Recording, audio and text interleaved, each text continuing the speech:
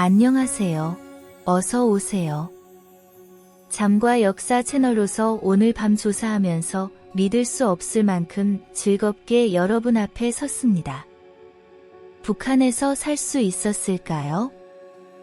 아마도 꿈꾸지 않았던 이 주제의 세부 사항이 밤이 끝날 때쯤 드러날 것입니다. 지금까지 함께한 모든 역사 여정에서 저와 함께하지 않았던 모든 친구들에게도 인사드립니다. 저를 처음 만나신다면 채널 구독과 알림 설정을 잊지 마세요. 매일 밤 여기서 우리는 다른 역사 속으로 여행을 떠나니까요. 시작합시다. 이제 상상해 보세요. 제1차 세계대전이 끝났습니다. 세계는 새로운 질서를 맞이하려고 바쁩니다. 일본으로부터 해방된 한반도에서는 상황이 복잡합니다. 북쪽의 소련, 남쪽의 미국, 모두가 자신의 이념을 강요하려 합니다. 바로 이 혼란 속에서 1948년 중반, 김일성이라는 형님이 등장합니다. 소련의 지원을 받아 북한을 세웠다고 선언합니다. 남쪽에는 미국이 지원하는 정부가 있습니다. 이 상황이 양측 모두 마음에 들지는 않았죠. 한국 전쟁을 기억하시나요?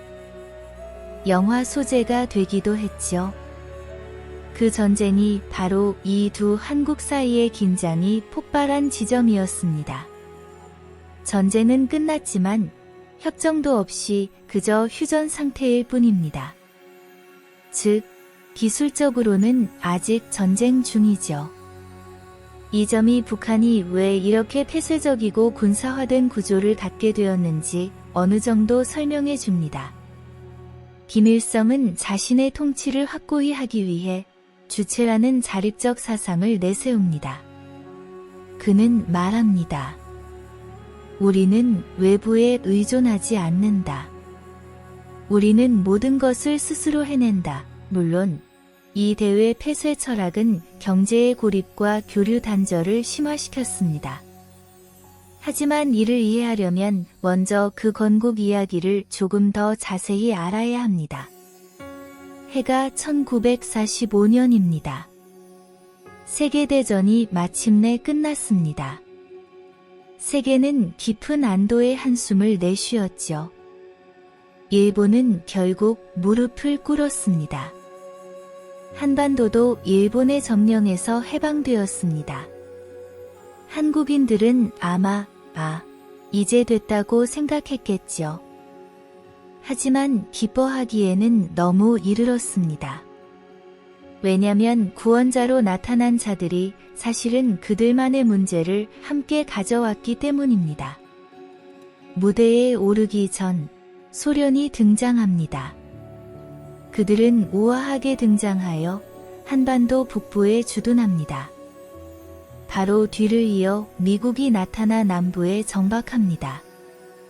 여기 내 구역, 저기 내 구역이라며 두 초강대국은 38선을 따라 피자 조각처럼 반을 나눕니다. 선생님, 이건 단순히 순진하게 민주주의를 가져오는 문제가 아니었습니다. 물론 이건 사실 냉전의 천막이었고 불쌍한 한국은 이 이념적 대립의 한가운데에 서게 될 운명이었죠. 북쪽에서는 공산주의 사상이 싹트는 동안 남쪽에는 자본주의의 씨앗이 뿌려졌습니다.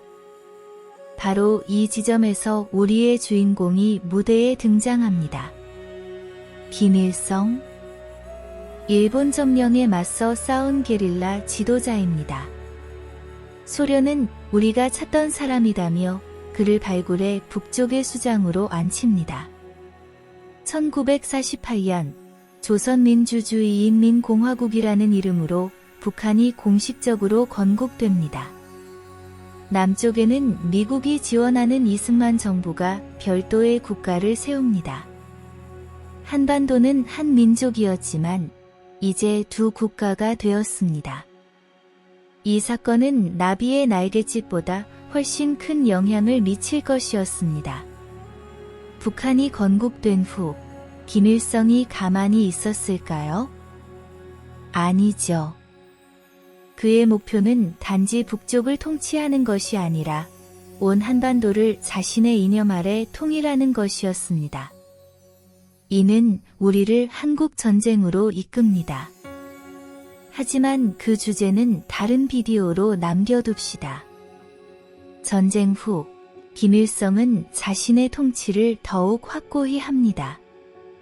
외부로부터의 모든 가능한 영향을 차단하는 폐쇄적인 시스템을 구축합니다. 주체, 사상, 즉 자립적 생산이 국가의 기초로 자리 잡습니다. 이 철학은 실제로 모호하지 않았습니다. 모든 것을 스스로 한다는 것은 실질적으로는 외부 세계와의 완전한 단절과 지도자에 대한 무조건적인 충성을 의미했습니다. 텔레비전에서 라디오, 교과서에서 일간지에 이르기까지 모든 곳에 김일성의 사진, 말씀, 업적이 등장합니다. 하나의 지도자 숭배가 만들어집니다. 이제 그는 단지 국가 원수가 아니라 영원한 주석, 태양 같은 칭호로 불리는 신격화된 존재가 되었습니다. 우리가 어떤 가수에게 슈퍼스타라고 부르는 것처럼요. 이건 그런 것의 1000배쯤 되는 겁니다. 공포와 선전은 정권의 가장 중요한 두 기둥이 되었습니다. 사람들의 외부 세계와의 연결이 끊어졌습니다. 모든 정보는 여과됩니다. 잘못된 말을 하거나 행동하면 즉시 처벌받습니다. 심지어 3대에 걸친 처벌 같은 기이한 상황도 존재합니다. 상상해 보세요.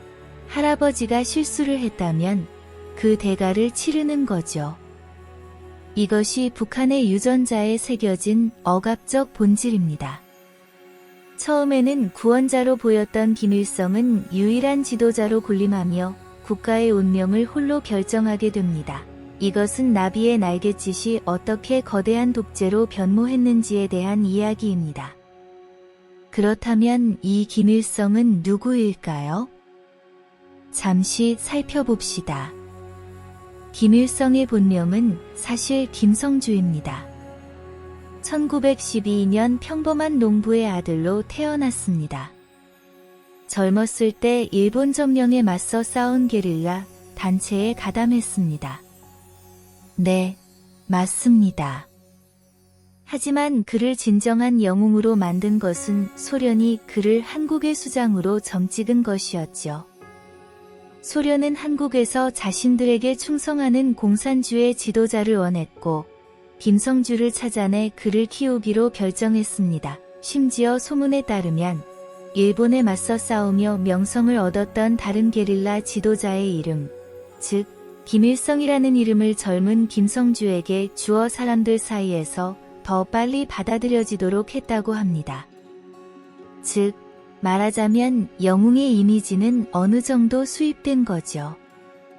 전쟁 후 소련 탱크와 함께 평양에 들어온 김일성은 국가의 태양이라는 칭호를 받았습니다. 물론 이 칭호는 단순한 말이 아니었습니다. 선전 기계가 즉시 가동되었죠. 그를 하늘에 비유하는 노래와 창가가 만들어졌습니다. 교과서, 신문, 라디오 방송에서 끊임없이 그의 영웅적 행적이 전해졌습니다.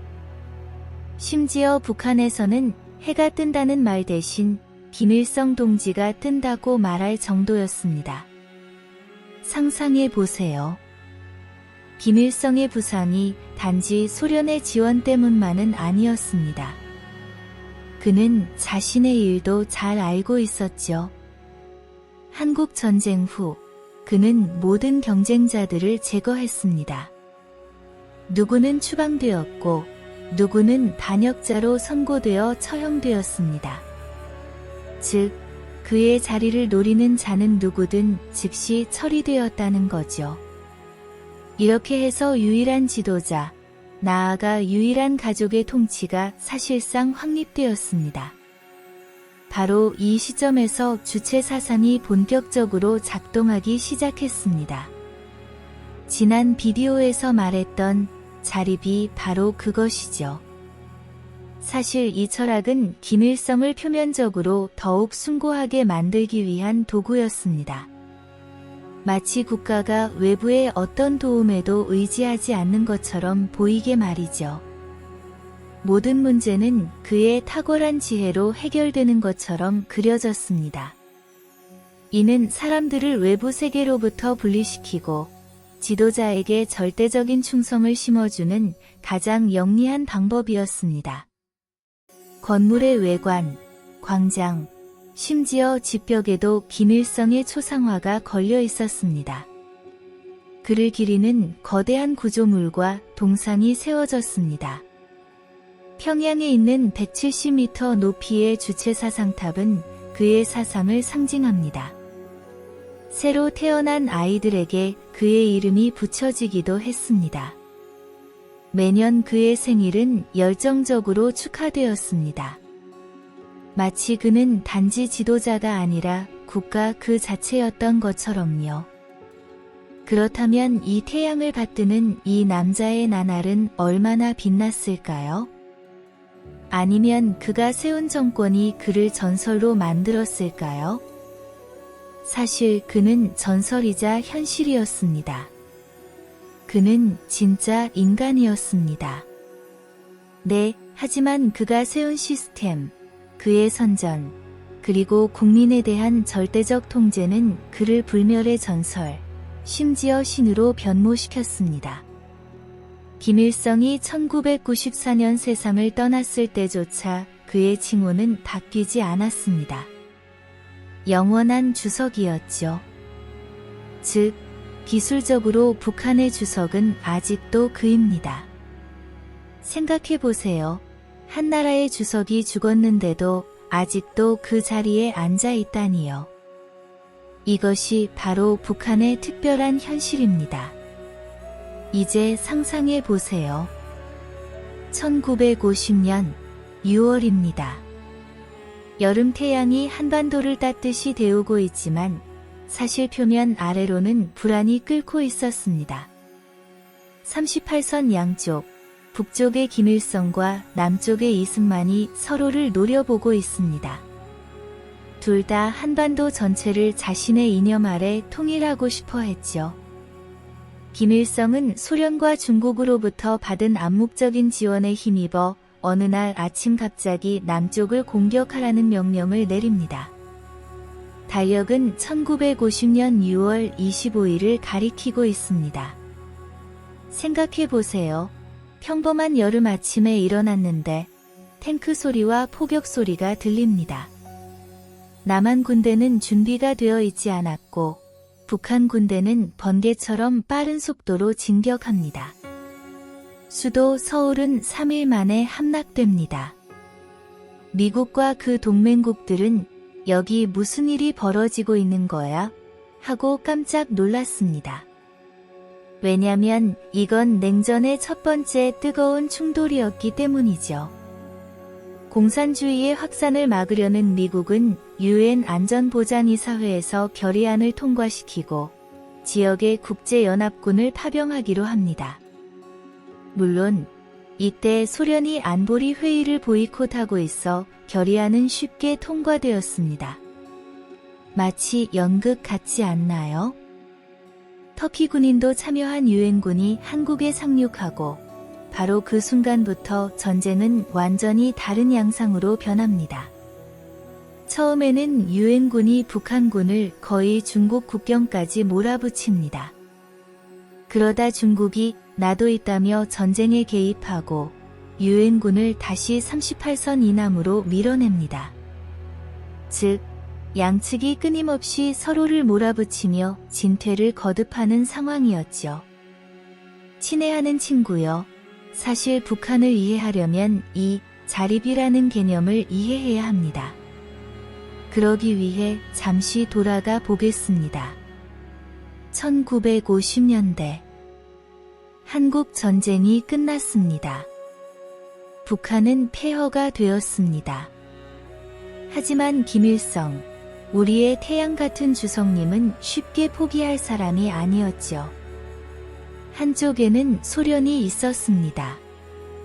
다른 한쪽에는 빠르게 성장하는 중국이 있었죠. 북한은 그 사이에 끼어 있었습니다. 마치 두 거대한 거인 사이의 작은 오이처럼요. 김일성은 이 상황이 마음에 들지 않았습니다. 왜일까요? 외부 세력에 지나치게 의존하는 것은 자신의 힘을 위협할 수 있었기 때문입니다. 모스크바나 베이징에서 내려오는 지시에 따르는 것이 그다지 즐겁지 않았죠. 바로 이 좌절감 속에서 1955년 김일성은 그 유명한 주체 사상을 내놓습니다.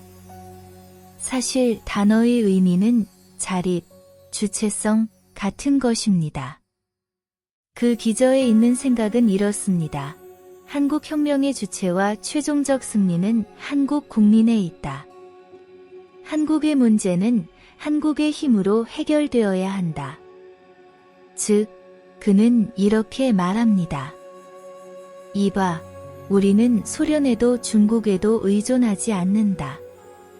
우리는 우리 스스로를 돌볼 지혜와 용기와 힘이 있다. 물론, 이 담론은 민족적 차별성을 강조하고 지도자를 더욱 높이기 위한 훌륭한 도구였습니다.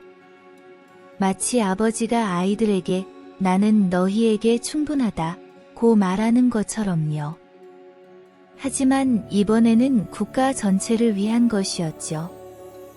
그렇다면 주체 사상은 실제로 무엇을 의미했을까요? 종이 위에서는 강력하고 독립적인 국가처럼 들리죠. 그렇죠? 하지만 보세요. 이 철학과 함께 일종의 세계로부터의 단절이 펼쳐집니다. 우선 경제적으로 자립을 목표로 했습니다. 석탄에서 강철, 트랙터에서 비료에 이르기까지 모든 것을 국내에서 생산해야 한다고 믿었습니다. 대외 무역은 최소화되었습니다. 수입과 수출은 거의 정지 상태에 이르렀습니다. 생각해 보세요. 한 국가가 모든 것을 스스로 생산하려고 합니다. 현대 세계에서 이것이 얼마나 지속 가능할 수 있을까요?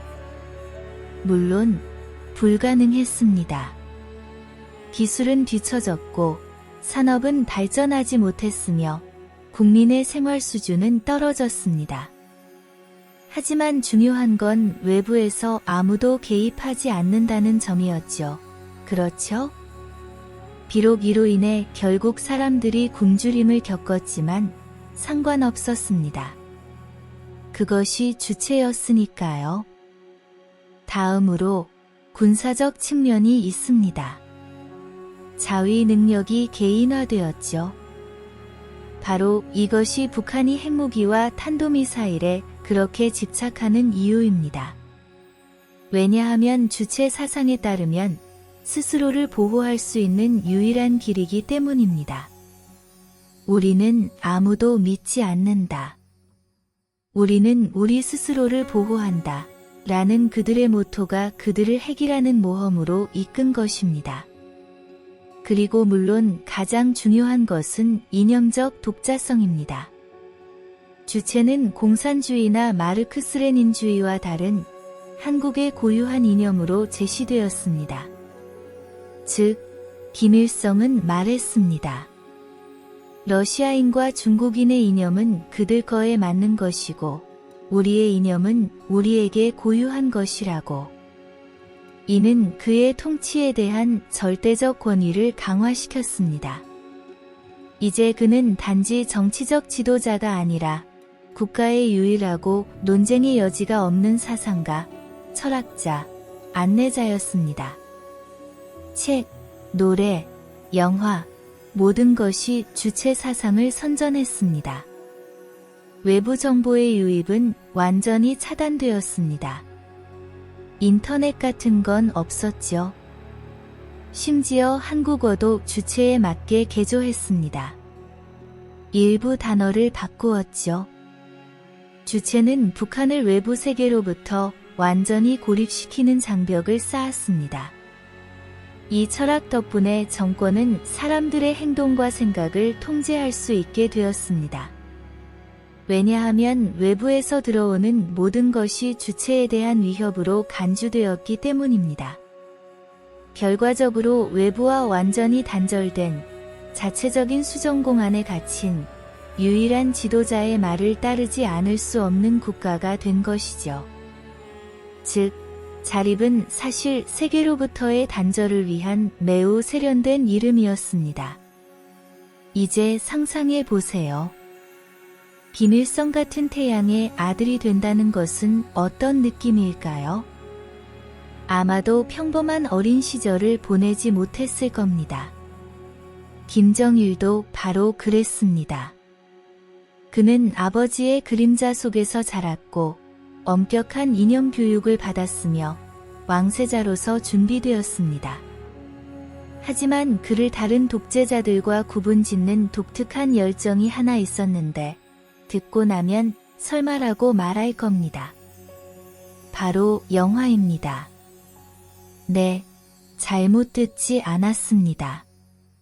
김정일은 완전한 영화광이었습니다.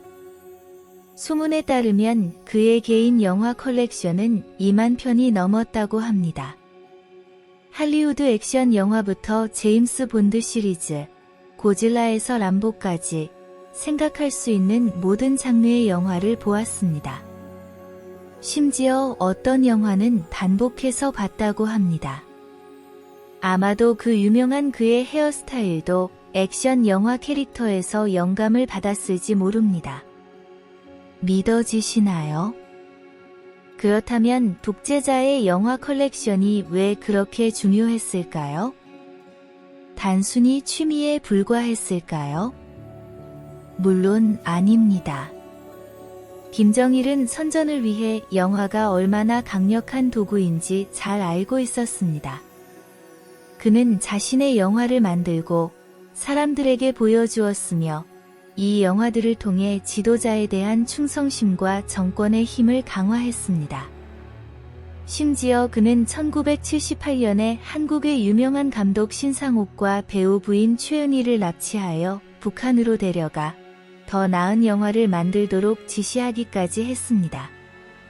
영화를 만들기 위해 사람을 납치하는 독재자를 믿을 수 있나요? 할리우드가 이 시나리오를 썼다면 너무 과장되었다고 말했을 겁니다. 김정일은 1994년 아버지의 죽음 이후 권력을 이어받았습니다.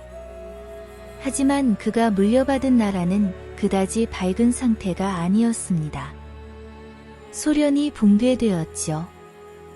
북한의 가장 큰 지원줄이 끊긴 겁니다.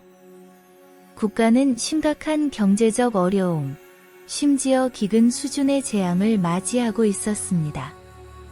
바로 이 힘든 시기에 김정일은 자신만의 통치 방식을 내놓았습니다. 선군 정치, 즉 군대를 최우선에 두는 정치였죠.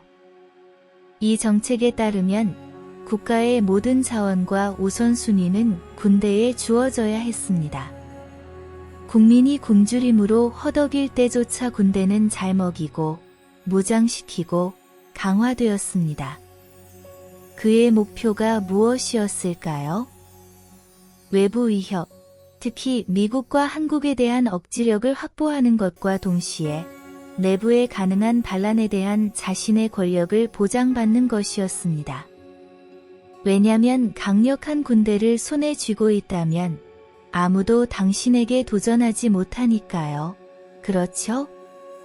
즉, 사실 이건 일종의 공포의 제국을 세우고 자신을 안전하게 느끼려는 노력이었습니다. 이제 상상해 보세요. 한국 전쟁이 끝났습니다. 북한은 폐허가 되었지만 가장 큰 공포는 여전히 살아있었습니다. 미국이었죠. 북한은 미국이 핵무기를 보유하고 있으며 한국 전쟁 중에 이 무기 사용을 위협한 것을 잘 알고 있었습니다. 심지어 중국이 핵무기를 개발한 것이 김일성으로 하여금 우리도 해야 한다고 생각하게 만들었을 겁니다. 그의 눈에 핵무기는 단지 파괴 도구가 아니라 유일한 억지력 보장책이었습니다.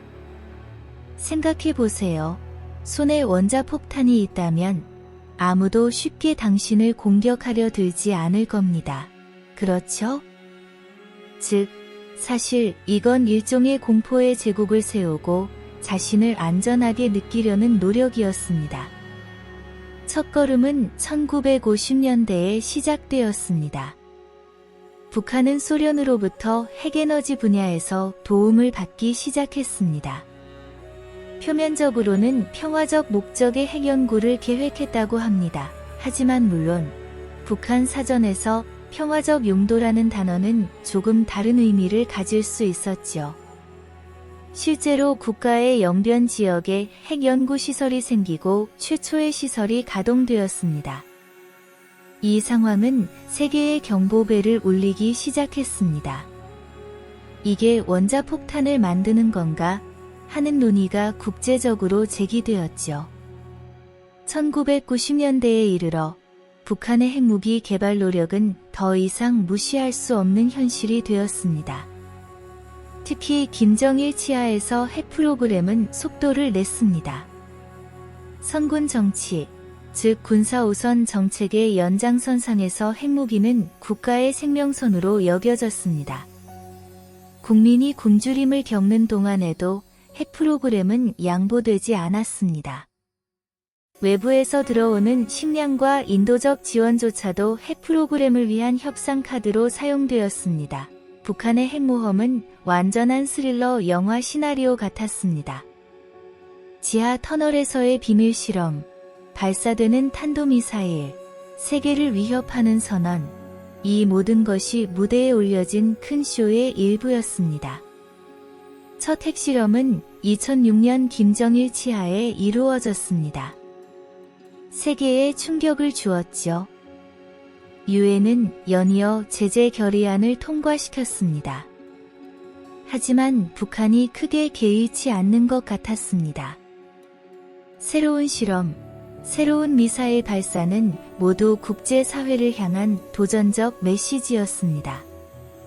우리는 여기 있고 우리의 힘을 키우고 있다는 메시지였죠. 김정은이 권력을 잡으면서 이 모험은 더욱 가속화되었습니다. 젊은 지도자는 아버지가 남긴 것을 더욱 발전시켰습니다. 핵실험 횟수는 늘어났습니다. 대륙간 탄도미사일 ICBM이 개발되었습니다. 그들은 이 미사일들로 이제 미국 본토에도 도달할 수 있다고 주장합니다. 심지어 수소폭탄 실험을 통해 파괴력을 증가시켰다고 발표하기도 했습니다. 마치 할리우드 영화에서 튀어나온 세계 정복을 꿈꾸는 악당 클리셰의 살아있는 예시처럼 보이기도 했죠. 그렇다면 북한의 이 외부 핵모험 뒤에 숨은 진짜 이유는 무엇일까요? 단순한 힘 과시일까요? 아니면 정권의 생존 전략일까요? 전문가들은 이게 안보 보장을 위한 탐색이자 동시에 외부 세계에 대한 협상 카드라고 말합니다. 제재 완화, 식량 지원, 국제적 인정. 이 모든 것이 핵 프로그램과 맞바꾸려 했던 것들이었죠. 이 상황은 한국, 일본, 미국에게 지속적인 위협으로 남아 있습니다. 그들이 언젠가 정말로 사용할까? 지역의 긴장을 항상 높은 수준으로 유지시킬까 하는 걱정이죠. 북한의 핵 프로그램은 이제 단순히 그들만의 뒷마당 비밀이 아니라 전 세계가 관심을 갖는 중요한 문제가 되었습니다. 북한에서 아침에 일어나는 것을 상상해 보세요. 집벽에는 지도자의 초상화가 걸려 있습니다. 텔레비전을 켜도 역시 지도자의 영웅적 행적을 말하고 있죠.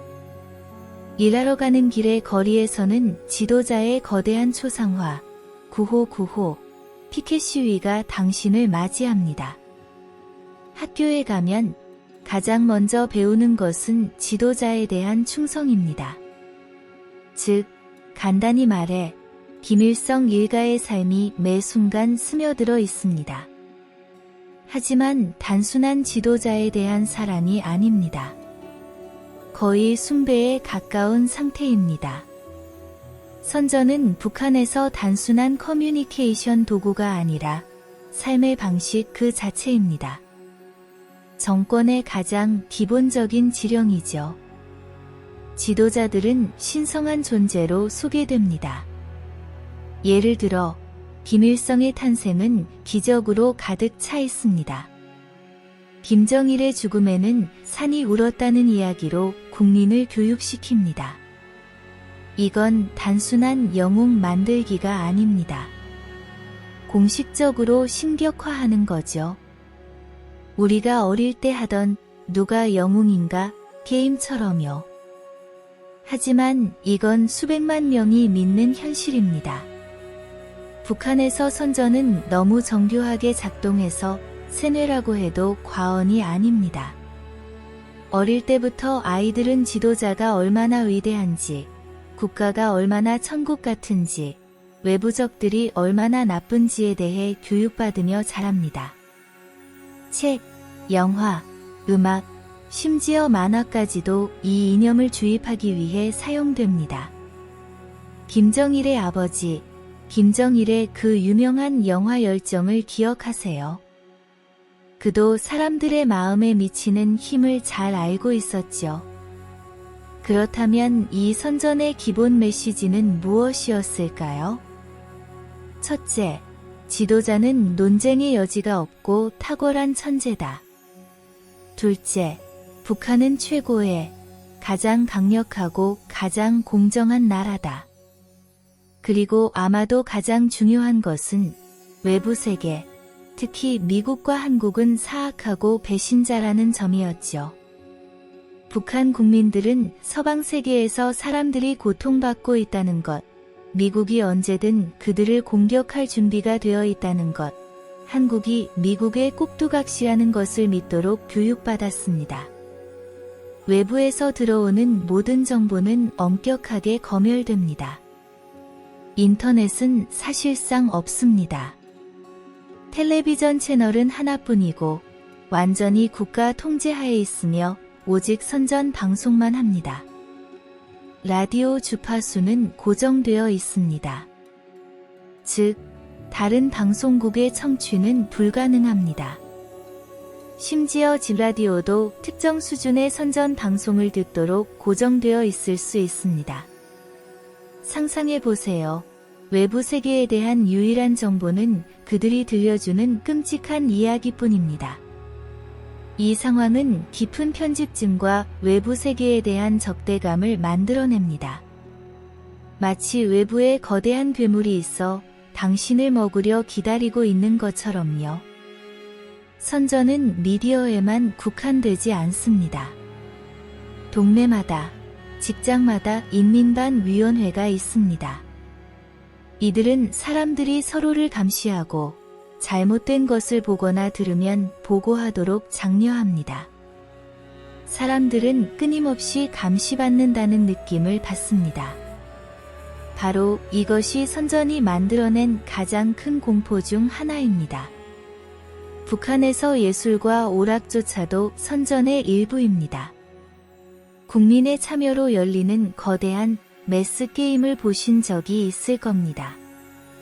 이 쇼에서 사람들은 믿을 수 없을 정도로 정교한 군무를 선보입니다. 이 쇼는 놀랍도록 인상적으로 보일지 몰라도 실제로는 정권의 힘, 국민에 대한 절대적 통제와 규율을 보여주는 퍼포먼스입니다. 모든 움직임, 모든 색깔이 지도자의 위대함과 정권의 힘을 상징합니다. 결론적으로 북한의 선전 기계는 한 국가의 정신을 형성하고 통제하는 데 있어 일종의 성공을 거두고 있습니다. 하지만 이는 단순히 사람들에게 정보를 주는 것이 아니라 그들의 현실 인식을 조작하고 세계를 바라보는 방식을 결정하는 것을 의미합니다. 평양, 즉 북한의 수도에서 전형적인 아침은 확성기에서 울려 퍼지는 애국가로 시작합니다. 잠이 덜 깬 눈으로 옷을 갈아입은 리 부인은 먼저 초상화 앞에 잠시 경의를 표합니다. 아침 식사가 뭐냐고요? 다양한 치즈나 올리브 같은 걸 기대하지 마세요. 비장죽이나 약간의 쌀밥 정도입니다. 경제 사정이 좋지 않아 밀가루 빵조차도 종종 사치입니다. 생각해보세요. 우리 대부분이 매일 아침 먹는 익숙한 것들이 그곳에서는 아마 한 달에 한 번, 1년에 한 번 식탁에 오를지도 모릅니다. 아이들은 교복을 입고 바로 학교에 갑니다. 학교 수업은 우리 것과 조금 다릅니다. 커리큘럼의 상당 부분은 김일성의 혁명적 업적과 주체 사상의 영광으로 가득 차 있습니다. 수학, 과학 같은 과목도 물론 있지만 지도자의 천재성이 모든 분야에서 가르쳐집니다. 마치 모든 공식, 모든 방정식 뒤에는 지도자의 이야기가 있는 것처럼요. 성인들은 직장으로 갑니다. 북한에는 민간 부문이 거의 없습니다. 모두 국가를 위해 일합니다. 공장, 농장, 사무실, 모든 곳에서 사람들은 톱니바퀴와 같습니다. 리 부인의 남편인 김 씨는 공장에서 기계 조작원으로 일합니다. 일을 시작하기 전으로 모든 근로자처럼 그는 이념 모임에 참석합니다. 이 모임에서 공식 매체에서 읽은 뉴스, 지도자의 최근 연설, 그리고 주체 사상에 부합해야 할 규칙들을 듣습니다. 때로는 이 모임이 사람들이 서로를 바른 길로 인도하는 일종의 고해성사 모임으로 변하기도 합니다. 점심은 보통 직장에서 또는 집에서 먹으며 꽤 간단합니다. 주로 쌀, 옥수수, 감자로 이루어지며 곁들임으로 약간의 채소나 김치가 있을 뿐입니다. 하루 종일 집단 노동이라고 불리는 활동이 자주 있습니다. 이는 모든 사람이 국가 발전을 위해 자발적으로 일하는 것처럼 보이지만 사실상 강제 노동의 의미입니다. 도로 보수, 농업일 또는 건설 프로젝트에 모든 사람이 어떤 식으로든 참여하도록 합니다. 북한에서 사회생활은 상당히 집단적인 구조입니다. 개인주의는 별로 환영받지 못합니다. 모든 사람이 공동체, 단체에 소속되어 있습니다. 이 협력체계는 정권이 통제를 유지하기 위해 사용됩니다. 동네에는 인민반이라고 불리는 위원회 체계가 있습니다. 하나의 인민반은 약 20에서 40가구로 이루어져 있으며 이 위원회를 통해 사람들은 서로를 감시합니다. 이웃이 당신을 신고할 수 있는 시스템입니다. 이는 자연스럽게 불신의 환경을 만듭니다. 아무도 완전히 신뢰할 수 없습니다. 왜냐면 잘못된 단어 하나조차도 문제가 될 수 있기 때문입니다. 외부 세계와의 소통은 거의 없습니다. 전화는 국내 통화만 가능합니다. 인터넷 접속은 극히 제한적이며 특권층만이 가능합니다. 라디오 주파수는 국가 채널로 고정되어 있습니다. 즉, 세계에서 무슨 일이 일어나고 있는지 아는 유일한 방법은 그들이 들려주는 이야기뿐입니다. 이것이 선전기계가 그렇게 효과적으로 작동하는 이유를 보여줍니다. 저녁이 되면 사람들은 일자리에서 돌아옵니다. 많은 가정이 정전으로 고생해야 합니다. 그래서 촛불이나 배터리로 작동하는 램프로 생활을 이어갑니다. 저녁 식사는 아침과 비슷하게 간단하고 영양가 있습니다. 가족들이 모여 하루의 피로를 풀려고 합니다. 하지만 그들의 사생활조차 완전히 자신들의 것이 아닙니다. 때로는 동네 모임, 때로는 강제적인 이념 교육이 저녁에도 계속됩니다. 오락 옵션도 제한적입니다. 국가 텔레비전의 선전 영화, 다큐멘터리 또는 지도자의 업적을 찬양하는 연극을 봅니다. 음악도 마찬가지로 애국가나 지도자를 찬양하는 노래로 이루어져 있습니다. 젊은이들 사이에서 몰래 한국 드라마나 영화를 보는 것이 인기가 있지만 이게 발각되면 매우 심각한 결과를 초래할 수 있습니다. 우리 집에서는 TV 리모컨 때문에 다툼이 있죠. 그곳에서는 몰래 본 드라마 한 편 때문에 생명을 걸어야 할지도 모릅니다. 잠자리에 들기 전 많은 가족이 충성심을 표현하는 기도나 존경의 의식을 수행합니다. 리 부인과 김 씨도 아이들과 함께 지도자들의 장수를 기원하는 말을 속삭입니다. 내일 아침 또 애국가가 울려 퍼질 것입니다. 다시 같은 루틴이 시작되죠. 이것이 북한에서 평범한 하루의 이야기입니다. 생존 투쟁과 믿음, 그리고 감시가 섞인 삶이죠. 네, 북한의 일상생활은 우리가 익숙한 보통의 삶과는 매우 다릅니다. 이제 생각해 보세요. 아침에 거울 앞에 서서 머리를 자르고 싶습니다. 보통은 미용실에 가서 잡지를 뒤적이며 원하는 스타일을 고르겠죠. 그렇죠? 북한에서는 상황이 조금 다릅니다. 거기에는 국가에서 승인한 헤어스타일 카탈로그가 있습니다. 네, 잘못 듣지 않았습니다. 실제로 그런 것이 존재합니다. 소문에 따르면 남성용으로 약 15에서 20가지 옵션이, 여성용으로는 조금 더 많은 옵션이 있다고 합니다. 남성들은 일반적으로 짧은 스타일을 선호하는 반면 여성들은 단정하게 묶거나 약간 물결진 스타일이 일반적입니다. 가장 인기 있는 스타일 중 하나는 김정은의 상징적인 헤어스타일입니다. 옆머리는 깎고 정수리 부분을 부풀린 그 스타일 말이죠. 사람들 사이에서 꽤 인기가 있습니다. 왜냐하면 지도자와 닮는 것은 일종의 국가에 대한 충성의 표시이기 때문입니다. 생각해 보세요. 유행이 지났다고 지도자 동상의 머리 스타일을 바꿀 수 있을까요? 전 그렇게 생각하지 않습니다.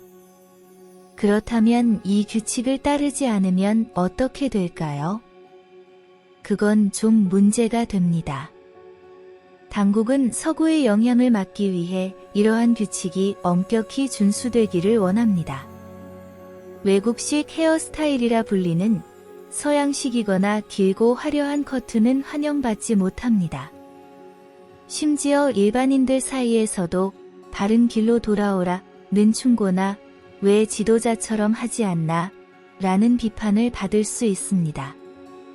즉, 당신은 단지 미용실에서 머리를 자르는 게 아닙니다. 동시에 이념적 승인 절차를 거치는 것이죠.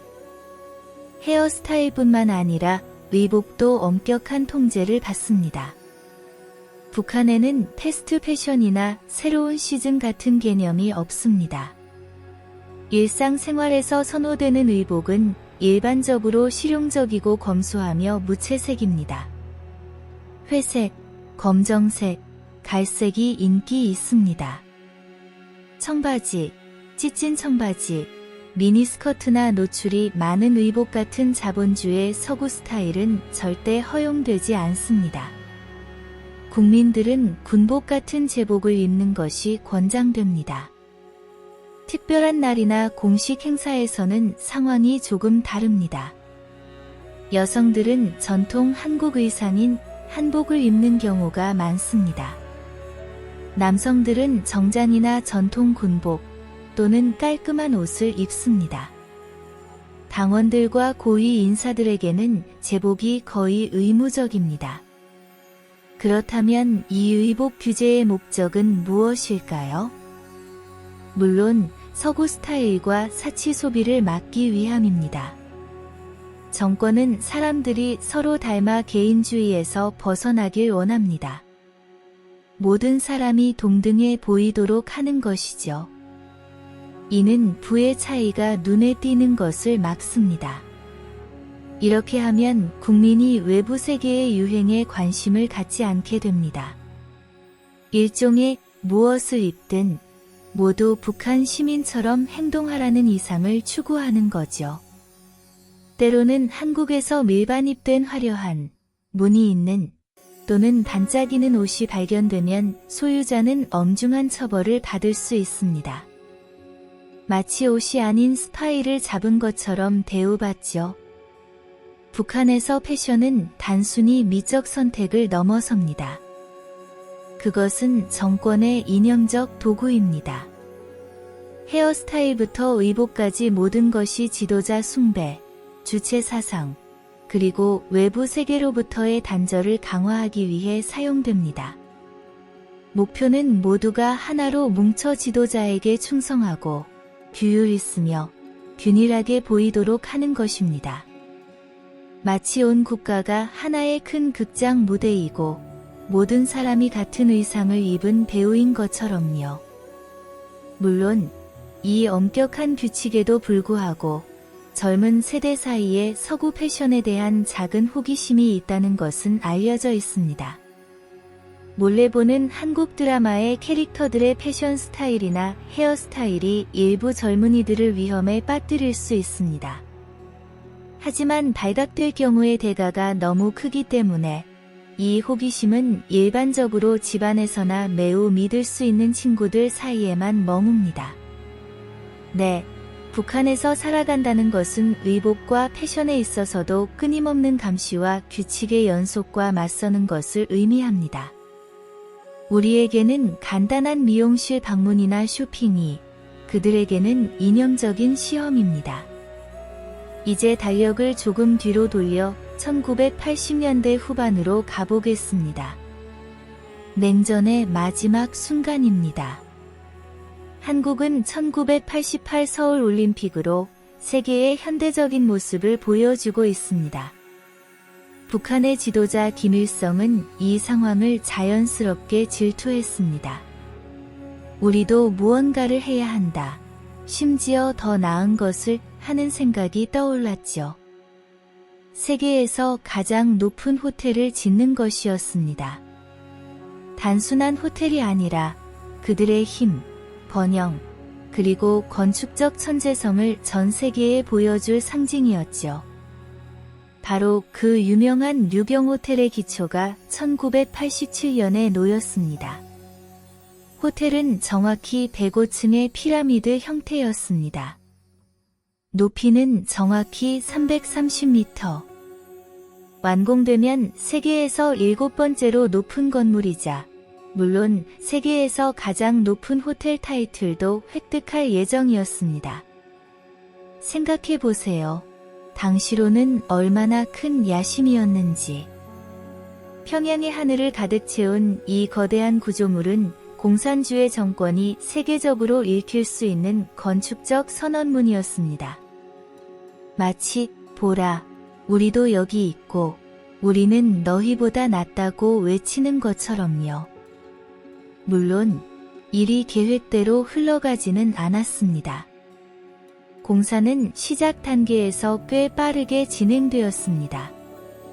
하지만 1990년대 초반 북한 경제는 심각한 문제에 직면했습니다. 소련이 붕괴되며 그들의 가장 큰 지원자를 잃었죠. 자금이 바닥났습니다. 건축 자재, 기술, 모든 것이 부족했고 물론 그 유명한 북한 기근이 찾아왔습니다. 사람들이 굶주림으로 죽어가는데 어떻게 거대한 사치 호텔 공사를 계속할 수 있었겠습니까? 그리고 바로 여기서 유령의 시대가 시작됩니다.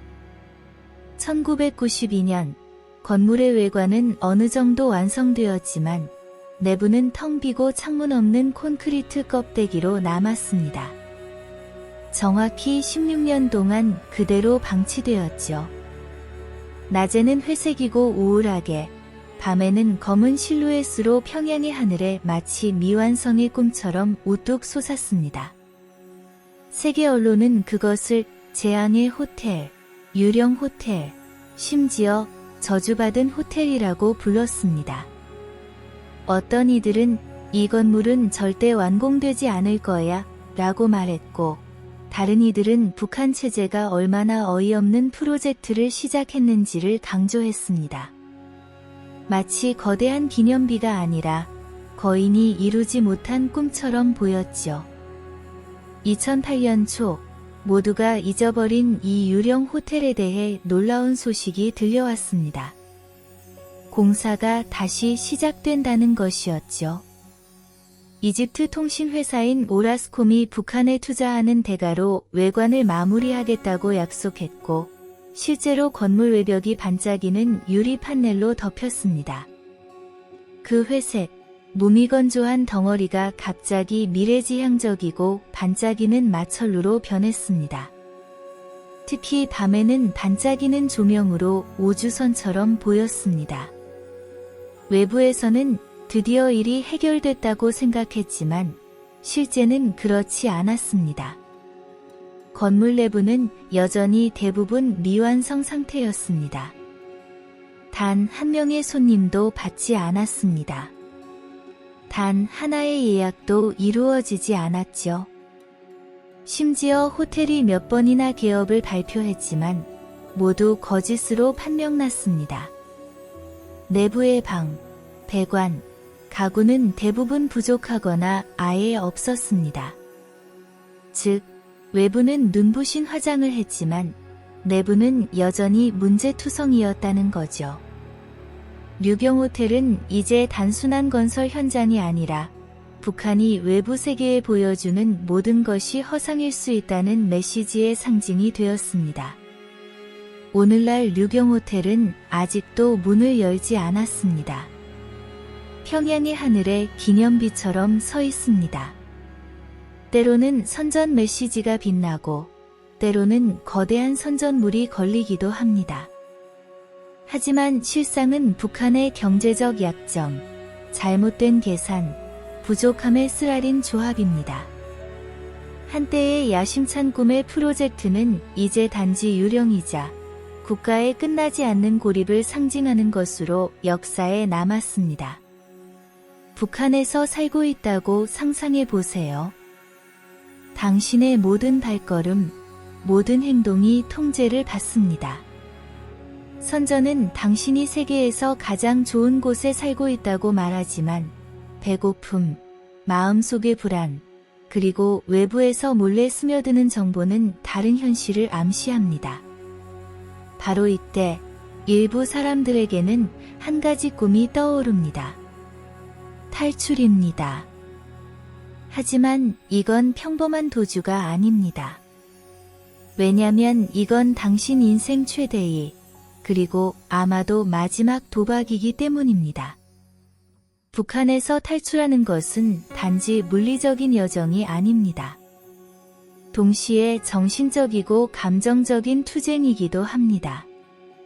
사람들은 오랫동안 이 탈출을 계획합니다. 아마 불법 라디오를 듣거나 몰래 본 서울 드라마가 영감을 주거나 아사, 비참함 또는 가혹한 처벌의 위협이 그들을 이 절박한 행동으로 내몰았을 겁니다. 가족 전체로 탈출하는 생각은 거의 불가능합니다. 왜냐면 잡히면 당신의 전체 가족, 심지어 친척들까지 처벌받을 수 있기 때문입니다. 그래서 대부분은 홀로 두려움과 희망으로 가득 찬 마음을 안고 길을 나섭니다. 그렇다면 어디로 탈출할까요? 직접 한국으로 가는 것은 거의 불가능합니다. 두 국가 사이의 경계는 세계에서 가장 철저히 경비된 지뢰지대와 군인들로 둘러싸인 지역, 바로 그 유명한 DMZ, 비무장 지대입니다. 그곳을 통과하는 것은 자살 행위나 마찬가지죠. 그래서 대부분의 탈출은 먼저 중국을 향해 이루어집니다. 중국 국경은 비록 지뢰지대는 아니지만 여전히 극복해야 할 위험으로 가득 차 있습니다. 첫 번째 장애물은 두만강 혹은 압록강입니다. 때로는 얼어붙은 강을 건너기도 하고 때로는 거센 물살에 빠져 죽을 위험을 무릅쓰기도 합니다. 강을 건너고 나면 진짜 위험이 시작됩니다. 국경수비대, 인신매매범, 그리고 중국인 체포자들이 기다리고 있죠. 북한 탈북자들은 중국에서 불법 이민자 또는 경제 이민자로 간주됩니다. 이는 그들이 체포될 경우 바로 북한으로 송환될 위험을 의미하며 북한에서 탈북 시도는 매우 가혹한 처벌을 받습니다. 노동교화소 구금, 심지어는 사형까지도 가능합니다. 생각해보세요. 자유를 꿈꾸며 도망쳤지만 도중에 체포되어 돌아간다는 것을. 바로 이 때문에 탈북은 일종의 자유 아니면 죽음 같은 선택지입니다. 이 고된 여정에서 탈북자들은 주로 브로커나 선교사들의 도움을 받습니다. 때로는 돈을 받고, 때로는 양심에 따라 도움을 줍니다. 중국에 숨어 있다가 베트남, 라오스, 태국 같은 제3국으로 들어가려고 시도합니다. 거기서 최종 목표는 보통 한국입니다. 이 여정은 때로는 몇 달, 심지어 몇 년이 걸릴 수 있습니다. 이 과정에서 밀매업자들에게 넘어가 착취당하거나 심지어 성매매에 끌려갈 수도 있는 끔찍한 위험에 직면할 수 있습니다. 모든 단계는 미지의 늪과 같습니다. 결국 한국에 도착한 탈북자들에게 모든 것이 끝난 것은 아닙니다. 새로운 삶을 시작하고 다른 문화에 적응하는 것은 쉽지 않습니다. 한국은 자본주의적 풍요로 넘쳐나지만 북쪽에서 온 사람들에게는 이 상황이 문화 충격을 줄 수 있습니다. 갑자기 휴대전화, 인터넷, 쇼핑몰, 무한한 선택지. 때로는 이 상황이 적응 문제, 트라우마, 고립감으로 이어질 수 있습니다. 한국 정부는 북한 이탈 주민들에게 도움의 손길을 내밉니다. 교육, 취업 지원, 심지어는 심리상담 서비스도 제공합니다. 하지만 그럼에도 불구하고 한국 사회에 완전히 통합되는 것은 북쪽에서 온 사람들에게 길고 힘든 과정으로 남아 있습니다. 북쪽에 남겨둔 가족, 친구들, 그리고 마음속의 죄책감은 계속해서 삶의 일부가 됩니다. 탈북 이야기들은 북한 체제의 어두운 단면을 결국엔 드러냅니다. 이 이야기들은 인간 정신이 자유를 찾는 과정에서의 무한한 용기, 희망, 그리고 희생을 보여줍니다. 탈북은 하나의 반란, 하나의 저항, 그리고 희망의 등대입니다. 모스크바 지하철의 화려한 역들을 떠올려 보세요. 그렇죠? 평양 지하철도 그에 못지않고 오히려 자신만의 매력이 있는 곳입니다. 1973년에 개통된 평양 지하철은 세계에서 가장 깊은 지하철 중 하나입니다. 어떤 역은 무려 지하 110m에 위치해 있습니다. 왜 이렇게 깊은지 물으신다면, 물론 1차적 목적은 단순한 교통수단이 아니라 동시에 핵대피소 역할을 하기 때문입니다. 즉, 가능한 공격이 있을 때 시민 전체가 이 지하철 터널로 내려가 안전할 수 있도록 말이죠. 마치 거대한 원자 폭탄 대피소이면서 동시에 고속 전철역이 한데 모인 것 같습니다. 지하철역들은 북한의 빛나는 위협을 반영하는 예술 작품과 같습니다. 각 역은 영광, 승리, 붉은 별, 같이 혁명 정신이나 이상을 담은 이름을 가지고 있습니다. 벽은 모자이크, 프레스코화, 거대한 조각상들로 가득합니다. 이 예술 작품들은 영웅적 업적, 노동 계급의 힘, 사회주의 낙원의 아름다움을 묘사합니다. 눈부신 샹들리에, 대리석으로 된 벽, 마치 지하 궁전을 거니는 듯한 느낌을 줍니다. 관광객들을 위해서도 특정 역들만 방문이 허용되며 가이드 동반하에 견학할 수 있습니다. 물론 다른 폐쇄된 구역에 들어가는 것은 불가능합니다. 그렇다면 지하철 차량은 어떨까요? 구소련과 동독에서 수입한 오래된 차량들이 사용됩니다. 하지만 걱정 마세요. 내부는 반짝반짝합니다. 왜냐하면 다른 모든 곳처럼 여기서도 청결과 질서에 매우 중점을 두기 때문입니다. 차량 안에서는 확성기에서 흘러나오는 애국가와 지도자 연설 발췌문이 당신을 에워쌉니다. 즉, 단순히 이동하는 것이 아닙니다.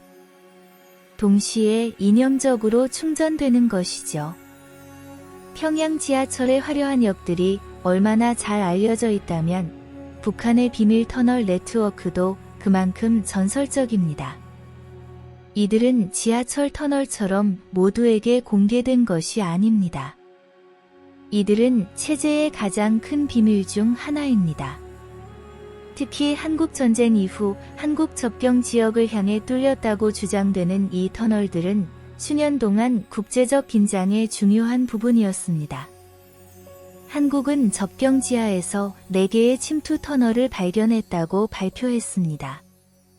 이 터널들이 작은 구멍이 아니라 완전히 무장한 군부대도 지나갈 수 있을 정도로 크다고 주장합니다. 심지어 터널 내부의 레일과 환기 시스템들은 이들이 군사적 목적으로 뚫렸음을 시사합니다. 한국에 따르면 이 터널들은 가능한 전쟁 상황에서 북한 군인들이 신속하고 은밀하게 남쪽으로 침투하기 위해 사용됩니다. 상상해 보세요. 아침에 일어나니 땅속에서 군인들이 쏟아져 나온다니. 공포 영화 같습니다. 북한은 이 터널들이 탄광이라고 주장합니다. 우리는 석탄을 찾고 있었다. 그게 뭐가 문제냐? 라고 말합니다. 하지만 아무도 이 상황을 믿지 않습니다. 발견된 터널들은 모두 한국 쪽으로 기울어져 있고 지질학적으로 석탄층이 없는 방향으로 나 있습니다. 즉, 이 탄광 이야기는 그다지 설득력이 없습니다. 이 터널들이 정확히 얼마나 많은지, 어디까지 뻗어 있는지는 완전한 미스터리입니다. 일부 추정에 따르면 접경 지하에 수십 개의 터널 네트워크가 존재하며 그중 일부는 서울 한복판 아래로 통할 수도 있습니다. 이런 주장만으로도 사람을 오싹하게 만듭니다. 이 터널 네트워크는 북한 체제가 얼마나 편집증적이고 군국주의적인지에 대한 가장 구체적인 증거 중 하나입니다. 가능한 전쟁에 대비하고 적에게 기습을 가하기 위해 땅속에 거대한 네트워크를 구축했다는 것을 상기시켜줍니다. 이 터널들은 또한 국제적으로 계속된 긴장의 원천이 되고 있습니다. 네, 평양의 표면 아래에는 더 깊은 비밀이 숨어 있습니다. 화려한 지하철역과 비밀 터널 네트워크 모두 북한의 독특하고 수수께끼 같은 본질을 드러냅니다. 이제 생각해 보세요. 휴가 계획을 짜고 이번 여름엔 어디로 갈까 생각할 때 북한이 떠오른다면? 첫 충격을 넘어서 네, 실제로 관광객으로 그곳에 갈 수 있습니다. 비자 신청을 시작합니다. 북한에는 개별적으로 여행하는 것이 허용되지 않습니다. 반드시 국가가 승인한 여행사, 보통 중국이나 특정 유럽 국가에 기반을 둔,를 통해 가야 합니다. 신청 절차는 길고 세세합니다. 왜냐하면 체제가 당신을 철저히 조사하기 때문입니다. 비자를 받고 비행기를 타고 평양에 도착합니다. 첫 순간부터 다른 세계에 왔다는 것을 느낍니다. 자유는 제한적입니다. 공항에서 미소 짓지만 당신의 모든 움직임을 살피는 가이드들이 당신을 맞이합니다. 그리고 알아두세요. 이 가이드들은 단순히 안내만 하는 것이 아닙니다. 그들은 동시에 당신을 감시할 임무도 맡고 있습니다. 여행 내내 그들은 항상 당신 곁에 있을 것입니다. 마치 수학여행을 와서 교사들이 학생들의 모든 발걸음을 따라다니는 것처럼요. 혼자 어딘가에 가는 것, 가이드들로부터 떨어지는 것, 현지인들과 자유롭게 대화하는 것은 절대 허용되지 않습니다. 카메라에도 주의하세요. 무엇을 찍을 수 있고 찍을 수 없는지에 관한 엄격한 규칙이 있습니다. 가난함, 빈곤의 흔적이 보일 수 있는 곳들, 군인들, 그리고 지도자 동상에 대한 무례한 접근을 암시하는 사진들. 이 모든 것은 금기 사항입니다. 북한에서의 관광객 경험은 사실 일종의 쇼케이스 투어입니다.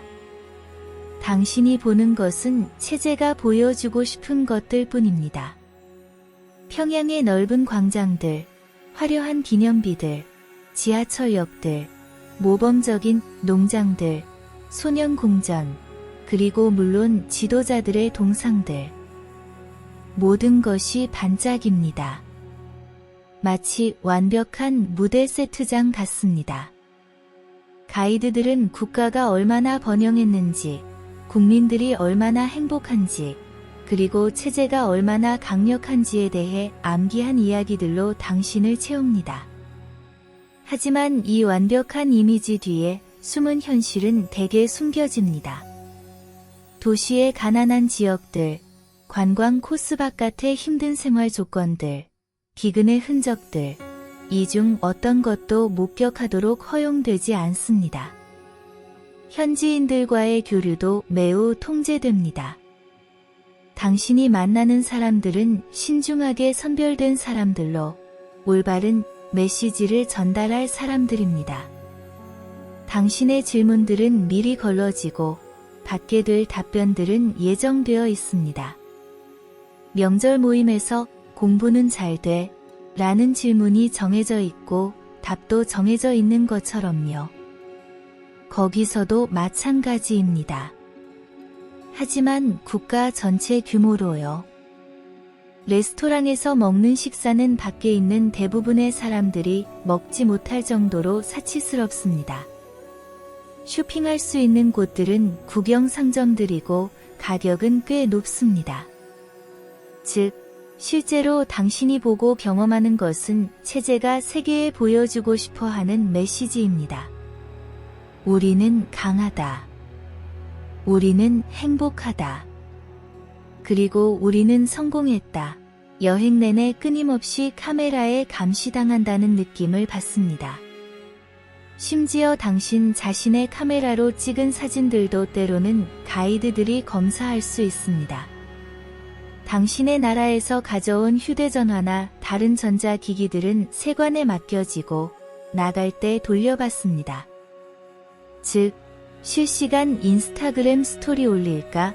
라는 생각조차 할 수 없습니다. 그렇다면 이렇게 많은 제약에도 불구하고 사람들은 왜 북한에 갈까요? 어떤 이들은 호기심에서, 어떤 이들은 살아있는 역사를 경험하기 위해, 어떤 이들은 이 신비로운 국가를 자신의 눈으로 보기 위해 갑니다. 하지만 모두가 공통적으로 느끼는 점이 있습니다. 북한에서 관광객이 된다는 것은 단순히 관찰자가 되는 것이 아니라 동시에 감시당하는 역할을 맡는 것입니다. 여행이 끝나고 국가를 떠날 때 뒤에 이상한 기분을 남깁니다.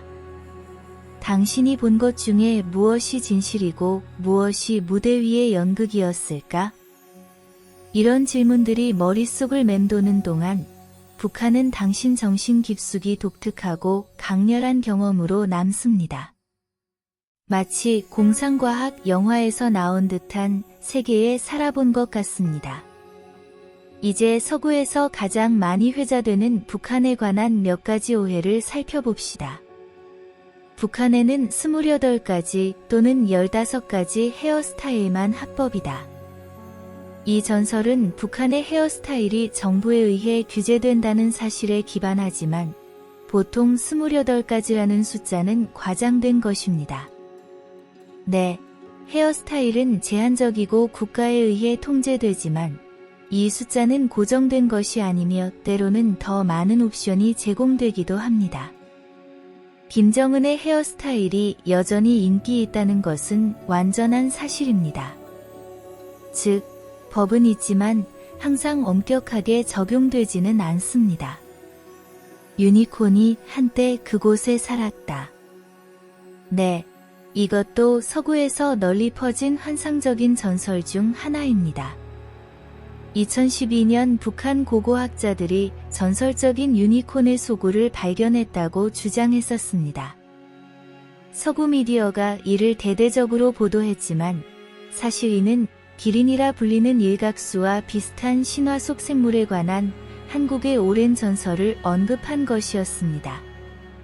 즉, 전설은 사실이지만 서구가 이해한 것과는 다릅니다. 김정은이 숯불을 개들에게 먹였다. 이것은 가장 많이 퍼지고 소름 끼치는 주장 중 하나였습니다.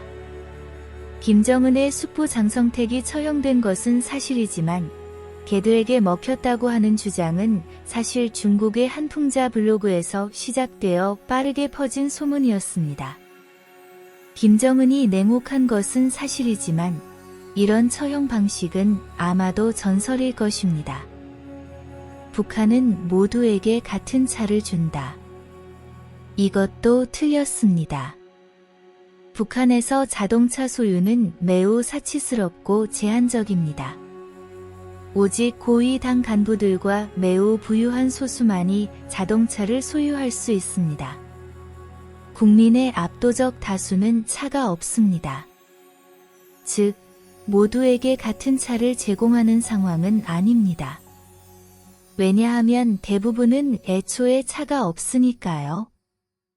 그렇다면 서구 사람들이 이것도 정말이야 라고 말하게 만드는 것들은 무엇일까요? 자, 여기 진실들이 있습니다. 3대에 걸친 처벌. 네, 안타깝게도 이것은 사실입니다. 한 사람이 정치적 범죄를 저지르면 본인뿐만 아니라 3대에 걸친 가족들까지 정치범 수용소로 보내질 수 있습니다. 이는 체제의 절대적 통제와 공포가 어떻게 확산되는지를 보여주는 고통스러운 현실입니다. 국가 텔레비전 채널과 라디오. 앞서 이미 언급했습니다. 네, 사실입니다. 국가에는 국가가 통제하는 단 몇 개의 TV 채널만 있고 이들은 끊임없이 선전을 방송합니다. 라디오 주파수는 고정되어 있습니다. 즉, 다른 방송국을 듣는 것은 금지됩니다. 비밀리에 외국 방송을 듣는 사람들은 가혹한 처벌을 받을 수 있습니다. 비밀 한국 드라마와 영화. 이것도 사실입니다. 북한 국민들 사이에서 밀반입된 한국 드라마, K-팝 음악, 영화들은 꽤 인기가 있습니다. 불법이고 위험함에도 불구하고 국민들은 이런 방식으로 외부 세계에 대한 호기심을 해소합니다.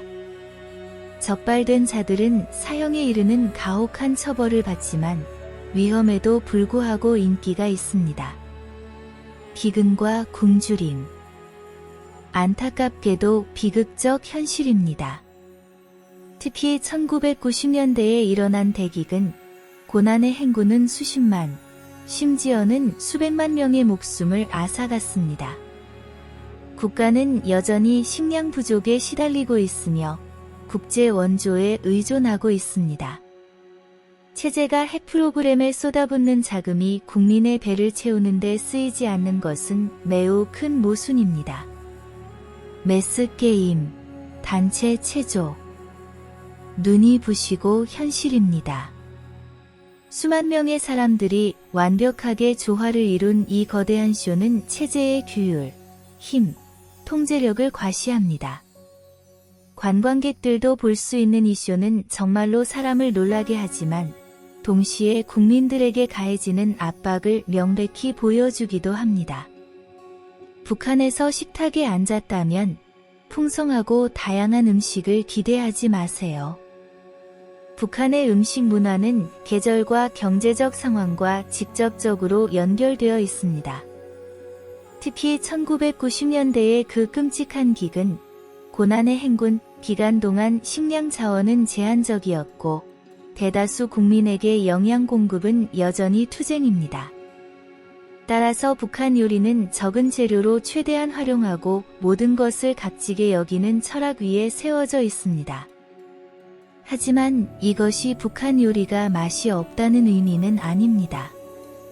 오히려 그들만의 매우 풍부하고 독특한 맛을 담고 있습니다. 한반도 북부 지역의 전통적인 맛들은 남부와 약간 다릅니다. 감자, 옥수수, 배추, 해산물을 더 많이 사용합니다.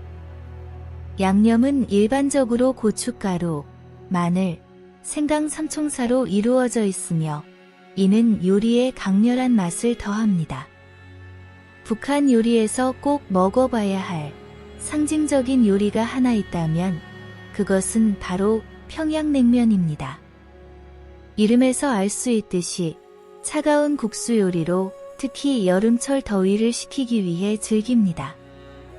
삶은 소고기 육수로 만든 차가운 국물에 메밀으로 만든 가늘고 쫄깃한 면이 들어갑니다. 일반적으로 얇게 썬 소고기, 무, 오이, 삶은 달걀, 그리고 약간의 피클 야채가 들어갑니다. 냉면은 단순한 요리가 아니라 북한의 국가적 자부심입니다. 외국 손님들에게 제공되는 첫 번째 요리 중 하나인 것은 우연이 아닙니다. 심지어 한국과의 정상회담에서도 이 요리가 제공되었습니다. 마치 평화의 상징처럼요. 물론 면이 차갑게 나오는 것과 같은 몇몇 측면은 서구인 입맛에 이상하게 느껴질 수 있지만 익숙해지면 중독될 수 있습니다. 우리가 보증합니다. 한국 요리하면 가장 먼저 떠오르는 게 김치죠. 그렇죠?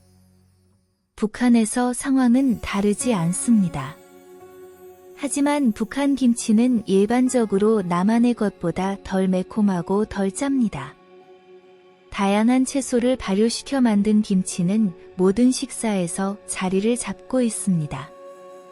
다른 인기 요리로는 찐 쌀떡인 떡, 다양한 채소와 때로는 고기가 들어간 만두인 만두, 그리고 채소를 섞어 만든 북한식 비빔밥 등이 있습니다. 해산물 또한 특히 해안 지역에 사는 사람들에게 중요한 영양원입니다. 생선, 오징어, 조개들은 종종 구이거나 찜으로 먹습니다. 이제 북한 요리에 아마도 가장 논란의 중심에 있는 부분으로 가보겠습니다. 개고기. 특히 서구에서 동물 권리 보호자들에 의해 맹렬히 비난받는 개고기 소비는 한반도에서 수세기 동안 이어져 온 전통입니다. 북한에서 개고기는 건강에 좋다고 믿어지며 특히 여름철 에너지 보충을 위해 섭취되는 음식으로 여겨집니다. 북한 스타일의 다양한 개고기 요리법이 존재하며 보신탕이라 불리는 개고기 수프는 도처에서 찾아볼 수 있고 특히 노년층 사이에서 인기가 있습니다. 이 수프는 진한 국물에 개고기, 야채, 다양한 허브를 끓여 만듭니다. 물론 서구인 관광객들에게는 일반적으로 제공되지 않으며 공개적으로 이 주제에 대해 많이 언급되지 않습니다. 하지만 북한 문화 내에서는 여전히 자리를 잡고 있는 전통인 것은 사실입니다. 북한 요리는 단순한 맛의 세계 그 이상입니다. 그것은 또한 한 국가와 그 국민의 투쟁과 적응의 거울이기도 합니다. 제약에도 불구하고 전통적인 맛들은 어려움을 이겨내고 새로운 상황에 적응해 나갑니다. 하지만 국가가 심각한 식량 문제를 겪고 있다는 사실은 이 요리들의 품질에 큰 영향을 미치고 있습니다. 네, 북한 요리는 차가운 국수부터 개고기까지 다양한 맛과 문화적 가치를 담고 있습니다. 우리 중 일부에게는 우리 입맛에 맞지 않을 수도 있지만 그들의 어떤 요리 뒤에는 이야기와 삶의 투쟁이 숨어 있다는 것은 확실합니다. 북한에서 당신은 어린 아이입니다. 학교 생활은 세계 다른 곳의 아이들과는 매우 다르게 시작됩니다. 첫날부터 가장 먼저 배우는 것 중 하나는 김일가에 대한 절대적인 사랑과 감사입니다. 교실 벽은 그들의 초상화와 말씀으로 장식되어 있습니다. 공부든 활동이든 그의 천재성과 희생을 본보기 삼아 살아야 한다는 메시지를 줍니다. 마치 학교가 아니라 지도자 숭배의 작은 사원 같습니다. 교육 과정의 중요한 부분은 혁명사나 김일성 김정일주의 같은 과목들로 이루어져 있습니다. 이 수업에서는 김일성의 일본에 대한 투쟁, 한국 전쟁에서의 승리, 국가가 어떻게 번영하게 되었는지가 가르쳐집니다. 마찬가지로 김정일과 김정은의 업적도 서사시적으로 가르칩니다. 역사책들은 서구의 사건들에 대한 관점이 완전히 다르며 일방적인 서사를 제공합니다. 심지어 지도자들의 초자연적인 능력과 기적에 관한 이야기들도 전해집니다. 상상해 보세요. 지도자께서 구름을 타고 다니실 수 있다는 것 같은 것들을 가르친다니요. 과학, 수학, 지리 같은 과목들도 물론 있지만 그것들조차도 인연과 혼합됩니다. 예를 들어 과학 수업에서는 지도자의 국토개발 기여로 어떻게 비옥한 땅이 만들어졌는지, 수학 수업에서는 적과의 전쟁에서 어떻게 계산이 이루어졌는지 같은 주제가 다루어질 수 있습니다. 목표는 모든 분야에서 지도자의 우월성과 안내를 강조하는 것입니다. 북한의 교육 시스템은 집단 정신과 사회적 조화가 개인의 성취보다 훨씬 더 중요합니다. 아이들은 어릴 때부터 집단 안에서 행동하는 법, 집단의 이익을 자신의 이익보다 우선시하는 법을 배웁니다. 그부들 사이에서는 경쟁보다 협력이 장려됩니다. 하지만 물론 이 협력은 서로 돌보되 잘못되면 보고하라는 식으로 작동할 수도 있습니다. 학교와 청소년 단체에서는 아이들의 행동과 이념적 태도가 끊임없이 관찰됩니다. 학생들은 서로를 감시하고 잘못된 생각이나 행동을 보고하도록 장려받을 수 있습니다. 이 상황은 아이들이 자유롭게 사고하거나 비판적 시각을 발전시키는 것을 방해합니다. 애초에 교과 과정은 비판적 사고가 아닌 복종과 충성을 기본으로 합니다. 마치 학생들이 이념적 군인처럼 길러지는 것 같습니다. 교육은 교실에만 국한되지 않습니다. 방과 후 활동도 매우 흔합니다. 이것들은 일반적으로 이념 교육, 지도자 생일 축하를 위한 리허설 또는 스포츠 활동일 수 있습니다. 많은 아이들이 매스게임이라 불리는 단체 체조 같은 쇼에 참여하기 위해 집중적인 훈련에 참여합니다. 이 쇼에서 수천 명의 아이들은 정확한 움직임과 색깔 카드로 지도자의 초상화나 선전 메시지를 만들어냅니다. 이것은 신체적 규율과 이념적 충성을 동시에 강화하는 거대한 교육 도구입니다. 고등교육 이후 대학에 진학하는 사람들은 엄격한 시험을 통과해야 합니다. 하지만 학업 성취 외에도 성분이라 불리는 사회적 지위와 가족 배경, 그리고 체제에 대한 충성도가 대학 입학의 결정적 요소입니다. 즉, 좋은 학생이 되는 것 외에도 좋은 출신 성분을 가져야 합니다. 대학들도 국가 통제하에 있으며 교과 과정은 다시 이념 중심입니다. 졸업 후에는 국가가 모든 사람을 위한 일자리를 배정합니다. 사람들이 자신의 경력을 선택할 자유는 거의 없습니다. 교사에서 광부, 엔지니어에서 공무원에 이르기까지 그들의 역할은 국가에 의해 지정됩니다. 목표는 모든 사람이 국가와 체제의 필요에 따라 배치되도록 하는 것입니다. 일종의 삶의 시나리오를 국가가 쓰면 당신은 그 시나리오의 역할을 연기하는 것과 같습니다. 북한의 교육 시스템은 한 국가를 하나의 이념주의로 통합하고 외부 영향으로부터 분리하며 외부 세계에 닫힌 사회를 창조하는 것을 목표로 합니다. 이 시스템은 개인의 재능보다는 체제에 대한 충성과 집단적 복종을 최우선으로 합니다. 이제 상상해 보세요. 국제 스포츠 대회에 있습니다. 북한 선수 한 명이 시상대에 올라 금메달을 목에 걸고 얼굴에는 무표정한 표정으로 지도자에게 경의를 표합니다. 서구의 눈에는 이게 단순한 스포츠 승리처럼 보일 수 있지만 북한에게는 이것이 훨씬 더 많은 것을 의미합니다. 메달은 단순한 메달이 아닙니다. 그것은 주체 조선의 힘, 주체 사상의 우월성, 그리고 지도자의 천재성의 증거입니다. 북한에서 스포츠는 국가 통제하에 있으며 이념적 목적을 섬깁니다. 아이들은 어린 나이에 잠재력에 따라 선발되어 엄격한 훈련을 받습니다.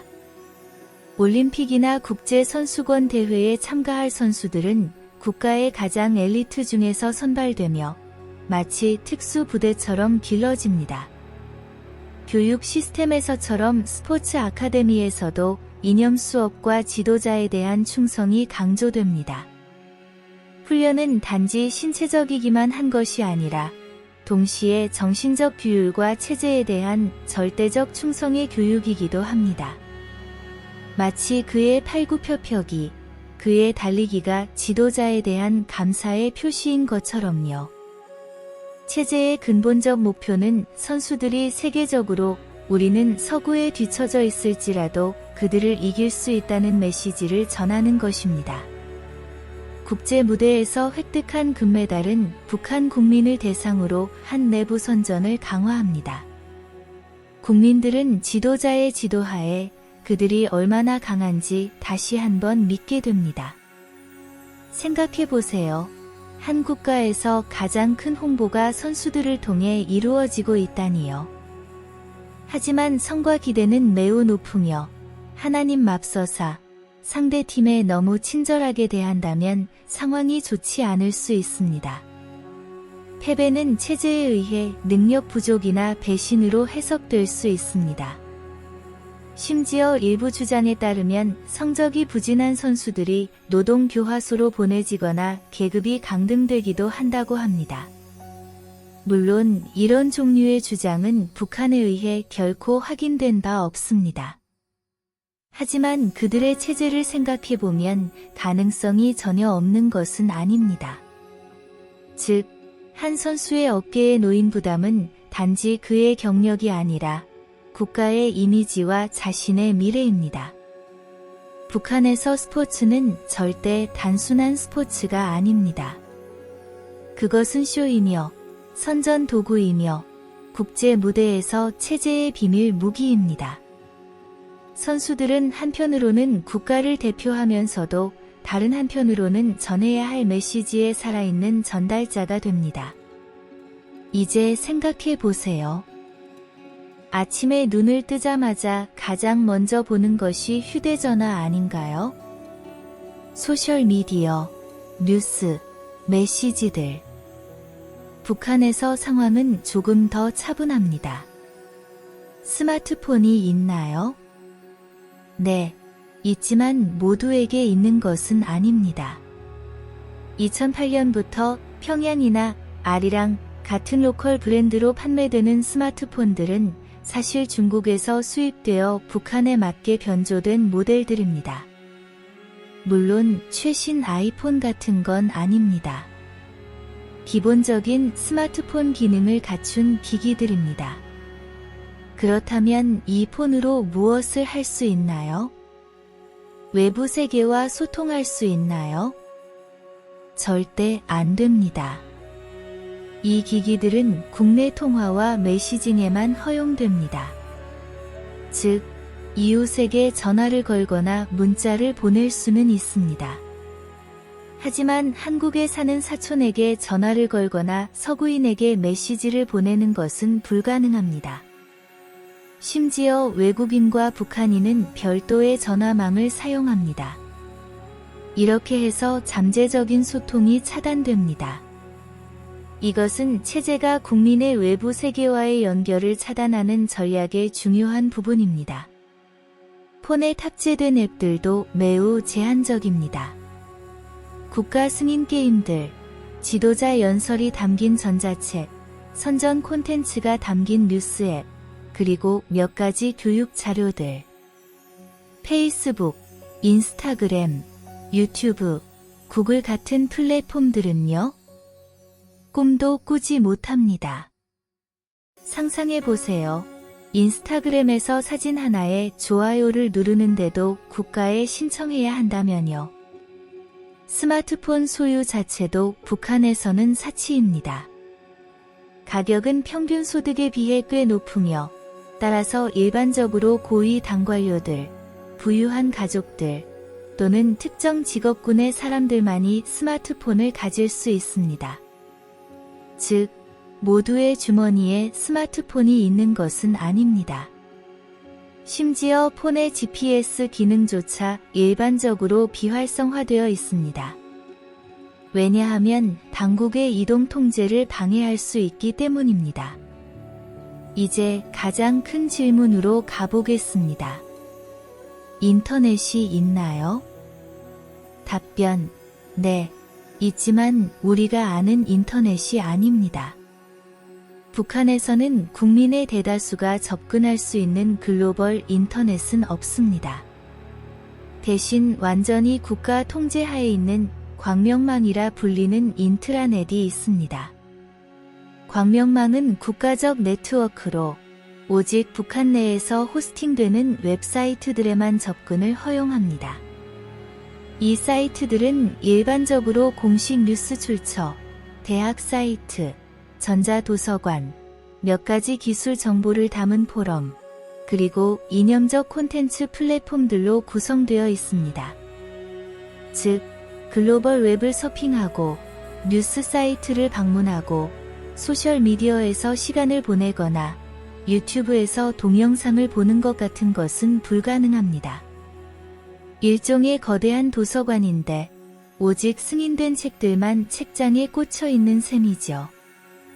글로벌 인터넷 접근은 극히 제한된 계층에게만, 일반적으로 고위 당 간부, 과학자, 대학 교수, 그리고 매우 드문 외교관들에게만 제공됩니다. 이들의 접근 또한 엄격히 모니터링되며 어떤 사이트에 방문했는지 기록됩니다. 우리나라에서는 인터넷 데이터가 다 됐다는 고민이 있지만 거기서는 인터넷 접근 권한이 다 됐다는 말이 훨씬 더 다른 의미를 가집니다. 이러한 상황은 북한이 외부 세계와 거의 완전히 단절되도록 만듭니다. 세계에서 무슨 일이 일어나고 있는지, 어떤 발전이 있는지 아는 것은 오직 국가 미디어가 말해주는 것뿐입니다. 이것이 체제의 선전이 왜 그렇게 효과적으로 작동하는지를 보여줍니다. 국민들은 외부의 현실을 모르기 때문에 자신들의 국가가 낙원이라고 더 쉽게 믿습니다. 북한이 기술을 완전히 거부하는 것은 아니지만 기술은 선택적으로 사용됩니다. 예를 들어 핵 및 미사일 프로그램을 발전시키기 위해서는 첨단 기술을 사용하는 것을 꺼리지 않습니다. 하지만 이 기술은 국민의 해방이나 외부 세계와의 연결을 용이하게 하기 위한 것이 아니라 체제의 힘을 강화하고 통제를 증가시키기 위해 사용됩니다. 국가에는 소수의 컴퓨터들이 존재합니다. 하지만 이것들도 일반적으로 국가기관, 학교 또는 특정 기업체에서 사용됩니다. 다시 말하지만 인터넷 접근은 제한적이며 대부분의 컴퓨터들은 할당된 작업을 수행하는 데 사용됩니다. 네, 북한은 기술이 이렇게 널리 퍼진 시대에 자신만의 디지털 장벽을 쌓은 국가입니다. 스마트폰과 인터넷은 여기서 자유와 연결의 도구가 아니라 엄격한 통제와 고립 정책의 일부가 되어 버렸습니다. 마치 타임머신을 타고 1980년대로 돌아간 듯한 느낌을 줍니다. 북한의 공식 간행물에 따르면 이 국가는 위대하고 무한한 지도자의 천재성 덕분에 지구상 가장 완벽한 사회주의 낙원입니다. 모든 것이 충분하고 모두가 행복하며 모두가 충성스럽고 강인한 곳이죠. 우리 영화에 나오는 그 유토피아 사회처럼요. 모든 것이 완벽한 곳, 바로 북한이 그런 곳이라고 합니다. 이 유토피아의 기반은 주체 사상입니다. 기억나시죠? 자립을 의미하지만 사실상 세계로부터의 단절을 의미했죠. 북한 선전에 따르면 그들은 외부 세계에 의존하지 않고 자신들의 발로 서 있을 수 있는 유일한 국가입니다. 자신들의 자원, 자신들의 국민, 자신들의 이념. 이것이 그들을 제국주의자의 영향으로부터 자유롭고 순수하며 오점 없는 사회로 만들었다고 합니다. 선전 기계들은 이 유토피아를 구축하기 위해 밤낮으로 작동합니다.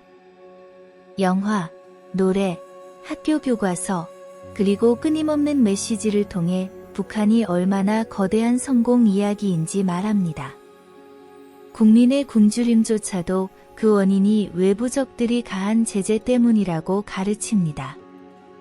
어려움은 지도자들의 지도하에 극복될 것이며 그들은 세계가 부러워할 국가가 될 것이라고 믿도록 합니다. 우리 어릴 때 하던 누가 가장 아름다운 나라를 그릴까 하는 게임처럼요. 하지만 선전된 유토피아 뒤에는 매우 다른 현실이 있습니다. 김일가의 엄청난 사치가 그 예입니다. 국제 제재에도 불구하고 계속되는 낭비의 상징이죠. 잘 알려진 몇 가지 예를 들어보겠습니다.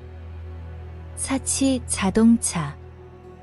김정은의 거대한 럭셔리 자동차 컬렉션은 잘 알려져 있습니다. 러시아제 장갑 리무진에서 메르세데스 벤츠, 롤스로이스에서 랜드로버에 이르기까지 많은 값비싼 차량들이 유엔 제재에도 불구하고 비밀리에 반입됩니다. 김정은의 부인 리설주가 명품 구찌 가방을 들고 포착된 것도 이 현실의 최근 예 중 하나입니다. 요트, 전용기, 전용 열차. 가족들은 개인용 요트, 제트기, 그리고 강화된 열차를 보유하고 있습니다. 특히 김정일의 장거리 여행에 사용된 전용 열차는 유명했습니다. 김정은의 전용 제트기 편대화 해상에서 사용되는 사치스러운 보트들도 알려져 있습니다. 고급 식품과 음료. 국민들이 굶주림을 겪는 동안 김일가는 세계 각지에서 럭셔리 음식과 음료를 수입합니다. 스위스 치즈, 일본 초밥, 김정일은 개인 초밥 장인을 두기도 했습니다. 프랑스 코냑, 이국적인 과일들이 그들의 식탁에서 빠지지 않습니다. 우리가 고기 1kg 살까 말까 고민하는 그런 고기들을 그들은 특별한 순간에 맛보는 정도로 소비하는 것 같습니다. 사치 저택과 휴양지. 김일가는 국가 내에 여러 사치저택과 개인 휴양 별장을 보유하고 있습니다. 심지어 김정은에게는 개인 섬도 있다고 합니다. 풀장, 워터시설, 파티를 위한 특별 공간이 갖춰진 곳입니다. 사치스러운 취미와 오락. 김정일의 영화 열정과 수천 편의 영화를 보유한 아카이브는 잘 알려져 있습니다. 김정은의 농구에 대한 애정과 NBA 스타들을 초청한 것도 사치 지출에 포함됩니다. 이 사치 지출들은 국제 제재가 얼마나 쉽게 우회되는지, 그리고 지도자 일가가 국가 경제가 어려움을 겪는 동안 어떻게 자신들의 이익을 우선시하는지를 보여줍니다. 사치품들은 일반적으로 중국을 통하거나 전달자들을 통해 또는 복잡한 해상 및 육상 경로를 사용하여 국가로 반입됩니다. 김일가의 거대한 재산과 사치생활 방식은 국가의 대다수가 빈곤선에서 생활하는 현실과 극명한 대조를 이룹니다. 이 상황은 체제가 자신의 국민에 대해 얼마나 무자비하고 불공정한지에 대한 가장 구체적인 증거 중 하나입니다. 한편으로는 선전으로 펼쳐진 사회주의 낙원 이미지, 다른 한편으로는 일가의 개인적 야망을 위해 희생된 국민의 고통스러운 현실. 네, 김일가의 부는 북한의 이러한 모순의 가장 선명한 증거입니다. 국민이 굶주림과 시오는 세계에서 일가가 수십억 달러의 재산을 보유하고 있다는 것은 체제의 어두운 본질을 다시 한번 드러냅니다. 이제 북한 군대에 대해 알아보겠습니다. 상상해 보세요. 약 2,600만 명의 인구를 가진 국가를 생각해 보세요. 이 국가의 현역 군인 수는 120만 명을 넘습니다. 여기에 수백만 명의 예비군과 준군사 조직, 노농저비군이 더해집니다. 즉, 전체 인구의 거의 4분의 1 이상이 어떤 형태로든 군사 조직 내에 있습니다. 이 숫자는 북한을 세계에서 가장 큰 군대를 보유한, 어떤 자료에 따르면 네 번째로 큰 군대를 가진 국가로 만듭니다. 그렇다면 이 작은 국가에 왜 이렇게 거대한 군대가 필요할까요? 한 단어로 답을 요약하자면 가능합니다. 생존입니다. 북한은 자신을 끊임없이 외부 위협으로 포위된 적대적인 세계의 한가운데 있다고 느낍니다. 특히 미국과 한국을 주요 적으로 봅니다. 한국 전쟁이 기술적으로 끝나지 않았다는 점, 단지 정전협정일 뿐, 국가가 끊임없는 전쟁 위협 아래 살고 있다는 인식을 강화합니다. 이 거대한 군대는 이 존재적 공포와 편집증의 구체적 표현입니다. 북한의 이 군사적 구축의 기초에는 선군 정치가 자리 잡고 있습니다. 기억나시죠? 김정일 시대에 등장한 이 철학은 군사 우선을 의미합니다. 즉, 국가의 모든 자원, 관심, 에너지는 군대의 유지와 강화에 우선적으로 할당되어야 합니다. 국민이 굶주림을 겪는 동안 군대는 양육되어야 하고 무장되어야 하며 현대화되어야 합니다. 이 정책은 단순한 군사 전략이 아니라 국가 운영 철학과 이데올로기의 중추이기도 합니다. 선군 정치에는 몇 가지 근본적 목표가 있습니다. 체제 안보. 가장 중요한 목표는 김일가의 절대 권력과 체제를 내외부 위협으로부터 보호하는 것입니다. 강력한 군대는 내부 봉기를 진압하는 가장 효과적인 방법이자 반대 세력을 억누르는 가장 효과적인 수단입니다. 외부 억지력. 미국과 한국의 가능한 침공에 대한 억지력을 제공하는 것입니다. 북한은 재래식 무기와 더불어 특히 핵무기와 탄도미사일을 이 억지력의 가장 중요한 요소로 봅니다. 그들은 이 미사일들로 미국 본토도 타격할 수 있다고 주장합니다. 핵무기는 최종적인 억지력이자 동시에 국제협상 테이블에서 자리를 잡기 위한 수단이 되었습니다. 북한의 군사 장비는 수적으로는 방대하지만 일반적으로 기술적으로는 뒤처져 있습니다. 전차, 장갑차, 포병의 대부분은 구소련 시대의 유물이거나 중국 기술에 기반합니다. 하지만 북한은 이 격차를 숫자로 메우려 합니다. 즉, 우리는 최신형은 아니지만 너무나 많다는 논리를 따릅니다. 특히 포병 부대와 로켓 시스템들은 한국 남부의 수도 서울을 사정거리에 둘 수 있도록 배치되어 있습니다. 하지만 최근 몇 년간 북한은 군대 현대화 노력을 가속화했습니다. 새로운 장갑 전투 차량과 특히 극초음속 미사일에 집중하고 있습니다. 이 새로운 시스템들은 서구 기준으로 가장 진보된 것은 아니지만 큰 규모로 배치될 경우 심각한 위협을 가할 잠재력을 가지고 있습니다. 북한 군사 전략의 가장 중요하고 위험한 측면은 핵무기 프로그램입니다. 국가는 모든 제재와 위기 속에서도 핵탄두와 이를 운반할 장거리 탄도미사일 개발을 계속하고 있습니다. 그들은 이 미사일들로 미국 본토도 타격할 수 있다고 주장합니다. 핵무기는 궁극적인 억지력이자 국제협상 테이블에서 영향력을 행사하는 도구가 되었습니다. 북한에서 병역 의무는 매우 길고 조건이 까다롭습니다. 남성의 경우 5년에서 10년, 여성의 경우도 몇 년에 이를 수 있습니다. 이는 사회의 모든 부분이 어떤 형태로든 군대와 얽히게 만듭니다. 병역은 단순한 의무가 아니라 사회적 지위와 이념적 교육 과정이기도 합니다.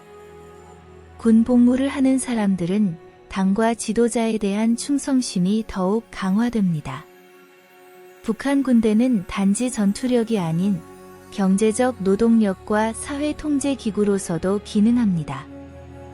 군인들은 대규모 건설 프로젝트, 농업 작업, 인프라 구축에도 동원됩니다.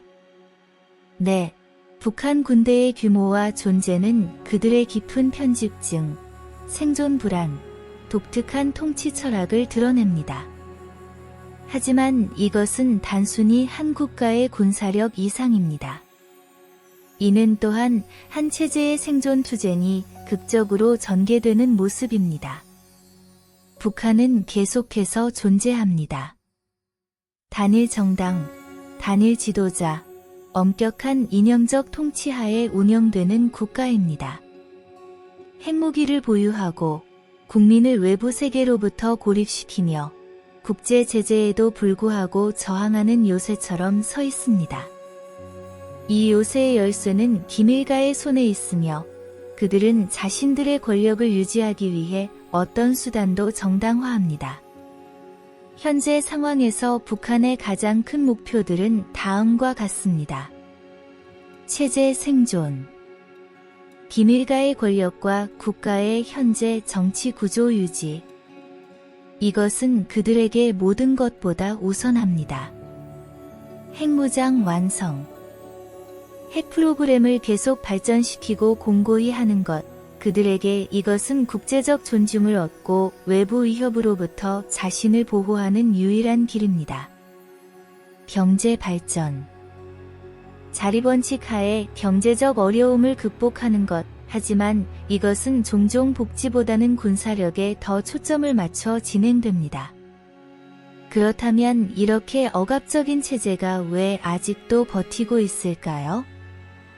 근본적 원인들로는 강력한 내부 감시 네트워크, 외부 세계를 위협으로 묘사함으로써 강화되는 민족주의, 이념적 세뇌, 그리고 군대의 절대적 지원이 있습니다. 또한 중국의 북한에 대한 암묵적 지원, 자국 국경의 불안정을 원치 않아서 도체제의 지속성에 중요한 역할을 합니다. 북한의 미래에 관해 몇 가지 다른 시나리오가 논의됩니다. 어느 것도 확실하지는 않습니다. 하지만 모두 특정한 위험과 가능성을 제시합니다. 현재 상태의 지속, 즉 정체. 가능한 시나리오 중 하나는 북한이 현재 정책을 유지하며 핵보유국으로 남아 국제사회와의 긴장 관계 속에서 살아가고 때때로 도발을 하며 협상 테이블의 자리를 유지하려는 것입니다. 내부적으로는 억압적 체제와 선전이 계속될 것입니다. 이 시나리오에서는 큰 변화가 예상되지 않습니다. 단지 현재 상황이 일종의 만성화되는 것입니다. 경제 개혁과 개방. 어느 정도 김정은이 중국식 모델과 유사한 통제된 경제 개혁을 시도할 수도 있습니다. 소규모 시장과 사적 활동을 허용하고 엄격한 통제하에 외국 투자를 유치하며 국민 생활 수준을 약간 향상시키는 것 등이 있겠죠. 이 시나리오에서는 정치 체제는 변하지 않더라도 경제 및 사회생활에서 작은 개선이 있을 수 있습니다. 하지만 이 개혁들은 통제의 손길을 벗어날 위험 없이 진행될 것입니다. 체제 붕괴와 통일. 가장 극적인 시나리오 중 하나는 내부 변동, 경제 문제, 국민 봉기, 이나 외부 충격으로 인한 체제 붕괴와 한반도의 통일입니다. 하지만 이는 매우 복잡하고 위험한 시나리오입니다. 한국에게는 막대한 비용과 사회 통합 문제를 일으키는 동시에 중국과 미국 사이에 지정학적 긴장을 초래할 수 있습니다. 또한 핵무기 통제도 큰 문제가 될 것입니다. 이 시나리오는 매우 바람직해 보일 수 있지만 동시에 가장 도전적이고 위험한 시나리오입니다. 군사적 충돌. 최악의 시나리오는 긴장이 고조되어 군사적 충돌로 번지는 것입니다. 특히 핵무기 사용 가능성이 이 시나리오를 모두에게 악몽으로 만듭니다. 이 상황은 한반도뿐만 아니라 전 세계의 재앙적 결과를 초래할 수 있습니다. 그렇다면 북한의 진정한 변화가 가능할까요? 이 질문은 수십억 달러짜리 질문입니다. 변화는 내부적이거나 외부적일 수 있습니다. 내부로부터의 변화, 정보 유입의 증가, 지도부의 분열, 또는 군사 쿠데타 같은 요소들이 변화를 촉발할 수 있습니다. 하지만 체제의 강력한 감시망과 억압 기제는 내부 변화를 매우 어렵게 만듭니다. 그럼에도 불구하고 한국 드라마와 외부 세계에 대한 정보가 특히 젊은 세대 사이에서 어떤 정신적 변화를 일으킬 수도 있습니다. 외부로부터의 영향, 국제 제재, 외교적 노력, 한국의 햇볕 정책 같은 정책들이 변화를 압박할 수 있습니다. 하지만 북한은 일반적으로 외부 압력에 저항력이 있으며 그것들을 내부 선전을 강화하는 데 이용할 수 있습니다. 잊지 말아야 할 것은 북한이 외부 세계에 닫힌 기이한 곳처럼 보일지라도 실제로는 자신만의 내부 역학을 가진 복잡한 국가라는 점입니다. 그들의 미래는 국제적 균형, 그들의 결정, 그리고 그들의 벽 안에서 일어나는 침묵의 변화에 의해 형성될 것입니다. 아마도 언젠가는 그 빡빡한 장막이 열리고 세계가 북한의 현실을 보게 될지도 모릅니다. 누가 알겠습니까? 어쩌면 언젠가 평양에서 사람들이 자신만의 생각과 헤어스타일로 자유롭게 거리를 걸으며 카페에서 냉면을 먹고 있을지도요. 이것은 많은 사람들이 희망하는 미래 시나리오입니다. 네, 또 하나의 비디오가 끝났습니다. 북한을 심층적으로 살펴본 이 비디오에서 우리는 이 신비로운 국가의 역사, 삶의 방식, 선전, 음식, 그리고 능력들을 탐구하려 했습니다. 이 여정에서 여러분도 저만큼 즐겁고 많은 새로운 것들을 배웠기를 바랍니다. 역사는 단지 과거의 기록에 머무르지 않으며 또한 우리가 세상을 이해하고 변화시키는 데 도움을 줍니다. 좋은 밤 되세요.